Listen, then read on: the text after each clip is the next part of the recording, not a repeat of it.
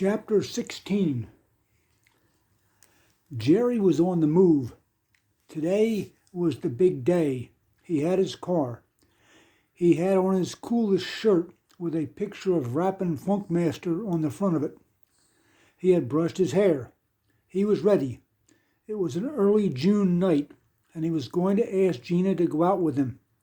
The air breezed by as he had the top down. He had chosen a Thursday night, so she would have a good idea of how her Saturday night would look. The plan was to take her out roller skating at the Kimberton Rollerama. He knew she liked skating. It was a good plan. He carefully cruised into the drive-in and landed in front of the main entrance. Many classic rods were parked around, as there always were, but his convertible stood out. It was tighter in appearance, and its boxy shape set it apart from all the 70s and 80s coupes that were popular at the time. "Your new wheels?" asked Johnny, who was walking over to him while carrying a bucket of chicken. "Yeah, I finally got it all together." "Does she run as smooth as she looks?" "She runs smooth," Jerry responded. "She's very smooth." "What is the engine?" Johnny continued. "A 194. "That's okay. With gas the way it is, you're better off running light. Very, very nice." Jerry strolled over to the front doors as other kids were starting to stare at the new arrival and entered.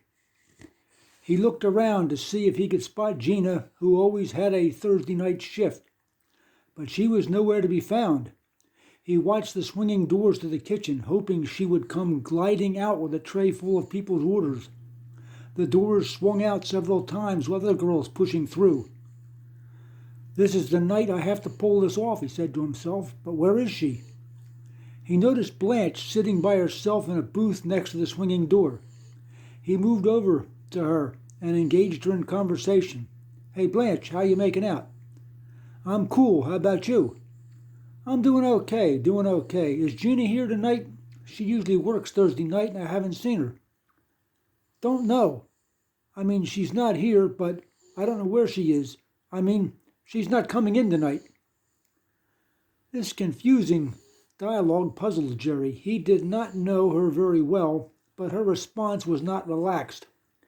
He concluded that Gina was not there, but more than that, something odd was going on. He figured his best action was to move on because something was strange and there was no gain from prying further.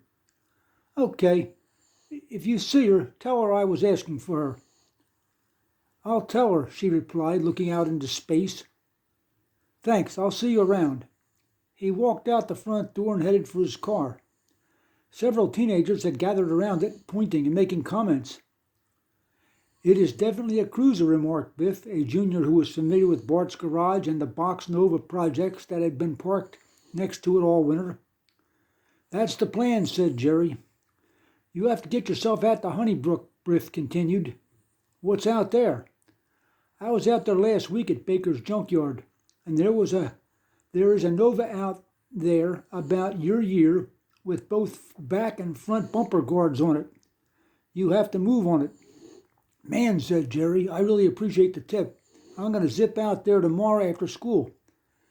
"I had only seen them on a Chevy 2 once a couple of years ago. Were they decent?" "Yeah, they are decent," answered Biff. "I looked at them carefully because I couldn't believe I saw them. Because they are on the front, I figured that they would be scraped or bent, but somehow they were untouched. I didn't look closely at the back ones, but if you're lucky, they'll be serviceable too." "I've heard guys talking about Baker's, but I've never been out there. How do you get to it?"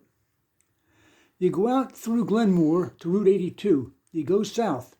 Make a right on 322 and go out to the Turkey 11 store. Make a right, and it's down the hill about half a mile. There are a bunch of old cars out front. You'll see it." "Man, I thank you again." Jerry backed out slowly and headed for home. The Gina situation was on hold, but now he had a new goal to pursue. Jerry had called Mr. Baker to see how late he stayed open. On arrival, he inquired about the location of the Chevy 2. After he was instructed on its place in the yard, he headed up the second row with his tools and a can of bolt buster. The car came into view in a patch of high weeds. Wow, those chrome guards are nice, he thought to himself as he pulled the weeds back. Looking the car over, he concluded it was a 64. This yard did not have the cars lifted up on concrete barriers, so he could look under the bumpers to shoot fluid on the nuts. When the fronts of cars are lifted up, it made getting the transmissions and mufflers easier, but it often made it harder to get at the rear bumpers. I'll have to drill some holes in my bumper to mount these on my convert, he said out loud. That will be okay. It will really look classy. Biff really steered me right. Once he got the front bolts off, he stowed them in his pocket and carefully laid the chrome guard on the hood. He then went to the back to remove the two metal uprights that made up the rear guards. A long breaker bar with a socket wrench cracked the first bolt, but the rust on the second guard was tight, and he heard a sharp snap. The bolt broke off. He looked at it and saw there was a steel brace inside the guard with a threaded hole in it with the remains of the bolt stuck in it. Well, I'll have to drill out the bolt and install a new bolt, he thought after studying the situation. I can make it work. As he scooped up the guards and his tools, he noticed a dilapidated black two-door Chevy 2 several yards away. He strode over to it to check it out. The windows had been down for a long time, which destroyed the interior. He put his parts down and moved to the front to open the hood. It was something he did automatically. Once the lid is lifted, he observed a strange short motor. A 153 Super Thrift 4-cylinder. I can't believe it. I had heard about these, but I thought they were only run in Iowa or Kansas, someplace with no hills. Wait till I tell Uncle Bart about this thing. I got the guards I was telling you about. They are really nice shape. There's a stud of a broken bolt stuck in one of the back ones, though, explained the boy. Let's see it, said his uncle, excited about the unique find. Jerry handed the guards to him. Man, these are nice, Bart responded, looking over the piece. Yeah, we can get that tip out. I was thinking we could drill it and bring it out with a back-out screw, Jerry went on. You could do that, and it might come out, proposed the mechanic. The problem is that you have to hold the guard still when you are trying to turn out the stud.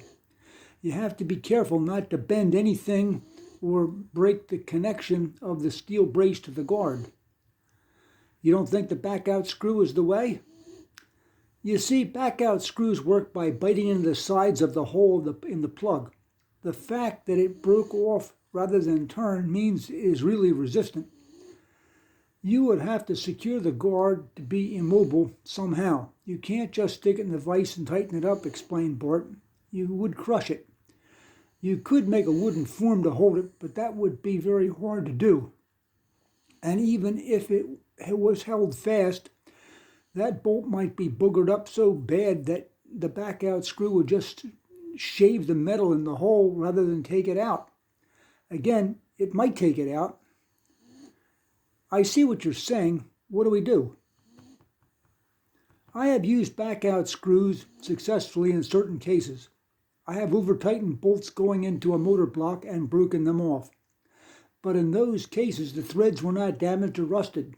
You just don't have any kind of head to get a hold of, so you drill a hole a little smaller than the back-out screw and crank in the back-out screw. The ridges bite into the sides of the hole and it turns out. But when you have bound up threads, it gets harder to do. So how do we get it out? Asked the boy. Well, we move in carefully, explained his uncle. We take a small bit, maybe a 1/16, and set it right in the edge of the joint between the bolt and the metal it's threaded into. You start drilling through the threads, and you have to drill all the way down to the end of the bolt stub. We will wrap a guard in some thick cardboard before we put in the vise. Uncle Bart set up the vise. He put the thin bit in the drill and set to work boring through the threads.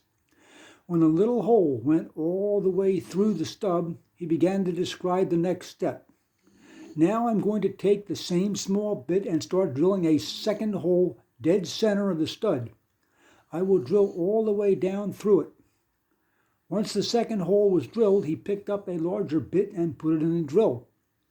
I'm going to remount the first hole all the way down. I will also remount the center hole the same way, Bart explained. When the center hole was drilled, he took out the bit and put in a larger bit. Now do you see how the hole in the thread edge destroyed some threads, but the rest of the threads are still functional? Yes, I can see that. Okay, now we drill the center hole out over and over with its bigger bits until the center hole hits the smaller edge hole. When that happens, the broken stub is no longer a stub, it is a C. At that point, we can put a little oil on it, and it should unscrew with a screwdriver. I get it. The metal C collapses and is smaller than the hole. Once it is out, the remaining threads are adequate to have the new bolt secure the guard. That is amazing, said the astounded teenager. My dad taught me that many years ago. You know, it occurs to me that you were very lucky to grow up here at the garage and have him teach you all these things, commented Jerry. It was fun and educational. I would have preferred to finish my degree and gotten a business-type job, but things did not turn out that way.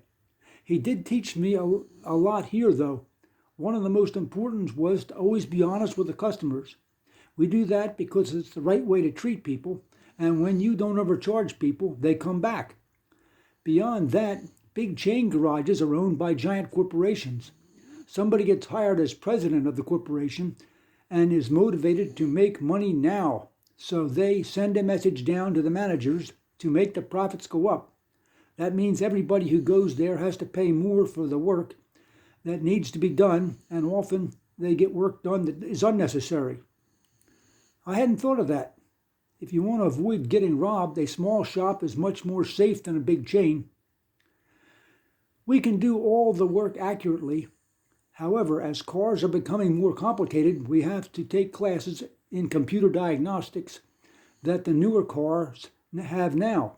It helps you figure out what is wrong, but it is more complicated and expensive when something goes wrong. In the end, it is how things will be in the future, so we have to be ready for it. And we have to buy the new equipment to stay abreast.